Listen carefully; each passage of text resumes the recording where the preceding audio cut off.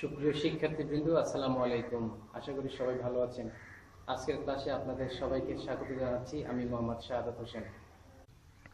সুপ্রিয় শিক্ষার্থীবৃন্দ, আপনারা দেখতে পাচ্ছেন একটি কম্পিউটার সিস্টেম। একটি কম্পিউটার সিস্টেমের জন্য ন্যূনতম 4টি ডিভাইসের প্রয়োজন। 1 নম্বর মনিটর, 2 নম্বর সিপিইউ, 3 নম্বর কিবোর্ড, 4 নম্বর মাউস। অর্থাৎ একটি কম্পিউটার সিস্টেম হতে হলে আপনাকে এই 4টি ডিভাইসের সমন্বয় ঘটাতে হবে।